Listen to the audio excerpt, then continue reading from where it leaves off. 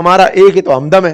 और भाई साहब तुम ही टेढ़े मुंह करके देख रहे हो, हमको तो तुमसे तो विश्वास था कि तुम झंडा उठाओगे, तुम्हारा झंडा लगा जहाज रोक लिया भाई, तुम्हारी बेइज्जती हो रही है और हम तुम्हारे लिए चुप बैठे, ये क्या चक्कर है, क्या चल क्या रहा है ये।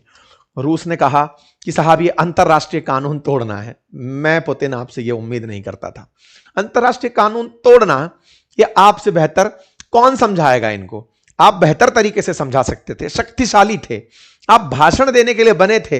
भाषण तो दुनिया के सारे देश दे ही रहे हैं। आप कहते हैं कि हम इसका कड़ा विरोध करते हैं। विरोध के नाम पर इन्होंने अमेरिकी सैनिकों को, जो भी है साहब अपन को मीनिंग नहीं है, इन्होंने अपनी तरफ से स्टेटमेंट में देते हुए कहा कि हम इस पूरी स्थिति में ऑयल टैंकर को पकड़े जाने का कंप्लीट विरोध करते हैं। यह इनलॉफुल एक्टिविटी है जो हाई सीज के अंदर हुई है। रशियन फॉरेन मिनिस्ट्री ने इस पर अपना ग्रेव कंसर्न जाहिर करते हुए कहा है कि जहाज को जिसे आपने पकड़ा है उसे छोड़ दो, यात्री जो उसमें सवार हैं उनके साथ रेस्पेक्टफुली ट्रीट करो, वो हमारे हैं, और उन जहाजों को पूरी तरह छोड़ दिया जाए। चलो खैर, सवाल अब यहां से आगे निकल चुका है। सवाल यह कि क्या रूस ने इसे बचाने का एक बार भी प्रयास नहीं किया? आइए इस बारे में ट्रंप का बयान जानते हैं। ट्रंप का बयान जाने, लेकिन इससे पहले रूसियों का रिएक्शन भी जान लीजिए। ऑफिशियल रिएक्शन में रूस ने भले ही यह कहा हो कि इसे छोड़ दो, लेकिन भाई साहब रूस में इस बात का भयंकर उबाल है। इतना उबाल है कि रूस के अंदर डिमांड उठ रही है। वहां के सांसद डिमांड उठा रहे हैं कि ये न्यूक्लियर बम क्या दिखाने के लिए रखे हैं, पाकिस्तान से मोटिवेट हो गए, क्या दिखाने के लिए रखे हैं, जाइए और अमेरिका पर मार दीजिए। रशिया के लॉ मेकर ने कहा है US of nuclear threat after scissor of Venezuela linked oil tanker. इस पर उन्होंने बकायदा अपनी तरफ से एलेक्सी जोराविन करके हैं, फर्स्ट डेप्यूटी चेयरमैन हैं स्टेट ड्यूमा कमेटी के और डिफेंस इन रशिया के। उनका कहना है कि साहब ऐसे नहीं चलेगा, कुल मिलाकर के उन पर हमला कर ही देना चाहिए था, न्यूक्लियर वेपन यूज कर लेना चाहिए था। लेकिन हमारा सवाल इससे भी कहीं बड़ा है। ये तो नेताओं की बात है, हम तो पुतिन से जानना चाहेंगे, भैया पुतिन बताओ क्या हुआ, क्योंकि तुमने अगर रिएक्शन नहीं दिया तो हम पे सवाल खड़े हो गए, तुमने अब तक चुप्पी क्यों साधी? तो जवाब मिला वॉल स्ट्रीट जर्नल से। वॉल स्ट्रीट जर्नल अमेरिकी अखबार जो लिखता है कि रशिया ने अपना जहाज बचाने के लिए सबमरीन भेजी थी। सबमरीन, रूसी सबमरीन न्यूक्लियर कैपेबल सबमरीन्स हैं, न्यूक्लियर कैपेबल्स हैं, न्यूक्लियर वेपन चलाने में सक्षम है, टॉर्पिडो युक्त हैं, जब चाहे दुश्मन को ठिकाने लगा सकती हैं। ऑलरेडी रशियन सबमरीन्स अमेरिका को चारों तरफ से घेर कर तैरती रहती हैं। अमेरिकियों को यह पता है, लेकिन एग्जैक्ट लोकेशन कभी सबमरीन की नहीं पता चलती है। सबको गुप्त सूचनाएं रहती है कि फलानी जगह सबमरीन है। अखबार में छपता है कि अमेरिका से लड़ने के लिए इन्होंने सबमरीन भेजी थी। इस बात की पुष्टि खुद ट्रंप अपने इंटरव्यू में कर देते हैं। फॉक्स न्यूज को इन्होंने आज के दिन एक इंटरव्यू दिया और उसमें कहा कि there was a submarine and destroyer, लेकिन जैसे ही हमने उस जहाज को पकड़ा वो तुरंत वहां से निकल लिए। मतलब ट्रंप का इतना बड़ा दावा जिसमें वो ये कह रहे हैं कि वहां पर रशियन सबमरीन भी थी और रूसी डेस्ट्रॉयर भी जहाज बचाने आया था, लेकिन जैसे ही हमने उस जहाज को पकड़ा वो दोनों वहां से निकल लिए। अब ये तो बड़ा सवाल है, बहुत बड़ा सवाल तो इस बात पर ही है कि साहब जब रूस के पास में सबमरीन थी, सब कुछ था, तो अल्टीमेटली पुतिन यहां पर खामोश क्यों रहे? उनके पास हाइपरसोनिक मिसाइलें थी, गाइडेड टॉर्पीडो थे, फिर भी वो एक मूक दर्शक बनकर क्यों बैठे रहे? अमेरिकी नौसैनिक जहाज खींचकर ले जा रही है और वहां पर सबसे ताकतवर पनडुब्बियों में से एक रखने वाला देश चुपचाप क्यों है? उसने टॉर्पीडो क्यों नहीं चलाया? ये मतलब पुतिन की कोई स्ट्रेटजी थी कि पुतिन डर गए? इसके पीछे का अब बड़ा कारण आज के सेशन में डिस्कस करते हैं। देखिए कहानी कुछ इस तरह से है, एक एक करके सवाल लेते हैं। यदि पुतिन यहां पर टॉर्पीडो दाग देते, टॉर्पीडो दागने का मतलब क्या है? टॉर्पीडो दागने का मतलब है जहाज के अंदर लगी हुई मिसाइलें, जो सबमरीन में लगी हुई मिसाइलें हैं, अगर वो यहां पर दाग दिए होते तो इसे सीधा युद्ध की शुरुआत कंसीडर किया जाता, इसे एक्ट ऑफ वॉर कंसीडर किया जाता। ऐसा क्यों? ऐसे समझिए, जैसे मैं अपने अनुभव से आपको फिर से रिलेट करता हूं। कई बार हम तस्करी वाले ट्रकों को रोकते थे, ट्रक को रुकना है, टैक्स इवेजन किया है, ट्रक बंद हो जाएगा, तेल जो उसमें सामान रखा है वो निकाल लिया जाएगा।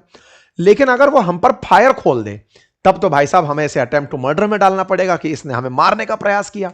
मारने के प्रयास में सजा ज्यादा बड़ी होगी। बिल्कुल वैसे ही यहां पर जो एक्ट ऑफ वॉर है, अगर वो अपनी तरफ से सबमरीन चला दे, बम गोला फेंक दे, टॉर्पीडो चला दे, दुश्मन को डुबो दे, अगर वो ऐसा करने लग जाएं तो ये कहा जाएगा कि भाई चेक करने के लिए तो जहाज रोका था, चेक तो कर ही सकते हैं। आपको झगड़ा करना है तो इस बात पे करो कि हमने चेक क्यों कर लिया। चेक करने का नियम है। अगर लगता है हमने गलत चेक किया है, हम आपके जहाज को छोड़ देंगे। आपने अगर हमारी नेवी पर जहाज पर, भाई हमारी तो सेना है बिल्कुल, अमेरिका की तो पुलिस है, उस पर फिलहाल रूस अपनी तरफ से वो चला दे रहा है, यानी कि वो जानबूझ करके गिल्टी हो जा रहा है। तो ऐसी स्थिति में जो सबमरीन का कमांडर है उसने टॉर्पीडो चलाने का आदेश नहीं दिया। अगर वो यहां पर रूस के ऊपर हमला पाता, यानी कि अगर वो पुलिस या फिर वो अमेरिकी जहाज अगर सबमरीन की तरफ निशाना फेंकते, तब तो ये एक्शन ले सकता था, लेकिन खुद से एक जांच के खिलाफ एक्शन नहीं ले सकता था। बिल्कुल वैसे ही जैसे पुलिस वाले ट्रक को जांच के लिए रोकते हैं, ट्रक वाला कहे कि नहीं जांच करा रहा, ज्यादा करेगा, ले तेरे ऊपर ट्रक चढ़ा दिया, अपराध हो गया ना। तो ये अपराध करने जैसा था। रूस यहां पर रुका रहा। लेकिन साहब एक बात और भी थी, और वो क्या थी? असल में जहाज की कुछ कीमत रही होगी, कुछ 1 करोड़ रुपए होगी, सैकड़ों करोड़ रुपए होगी, सैकड़ों करोड़ का इसमें माल भी हो सकता है। लेकिन सबमरीन बहुत महंगी बनती है, बिलियंस ऑफ डॉलर्स में बनकर आती हैं। जैसे ही सबमरीन यहां पर फायर खोलती, सबमरीन का मतलब ही है गुप्त तरीके से चलने वाला जहाज, जिसके बारे में पता है कि यहां खड़ा है, लेकिन जब तक उसने फायर नहीं खोला है आप भी उसे नहीं मारोगे, क्योंकि वो हाई सी में तैर रही है। फायर खोलते ही दुश्मन चारों तरफ से चुन्नू मुन्नू टाइप के, मुंडरो टाइप के डेस्ट्रॉयर लेकर के सबमरीन को मार सकते थे। उससे बिलियंस ऑफ डॉलर का रूस का नुकसान हो जाता। वो एक छोटा सा टारपीडो चलाती, उधर से अपने ऊपर हुए फायर के चलते, बिल्कुल वैसे ही है। अगर अपराधी ने हम पर गोली चलाई, हम पर लगे ना लगे, लेकिन हम पर चल गई, तो चलो खोल दो फायर। तो वो वाली जो स्थिति है वो इनके साथ भी हो सकती थी। बिलियंस ऑफ डॉलर का सबमरीन खुल जाता और वो फट जाता। तीसरी इंपॉर्टेंट बात, अगर ये होता तो भाई साहब दुनिया का ध्यान सब तरफ से हट ही जाता, रूस और अमेरिका आमने सामने हो जाते। ये दोनों तमाम स्थितियां कर लेंगे, युद्ध कभी नहीं करेंगे। दोनों को पता है कि मारे जाएंगे। ये बिल्कुल वो था कि रूस ने अपने प्यादे को बचाने के लिए वजीर नहीं खोया। प्यादा गया, बोले जाने दो, युद्ध में अभी और जीतना बाकी है। इस बात के लिए वो रूस अमेरिका को कहीं और लपेट लेगा।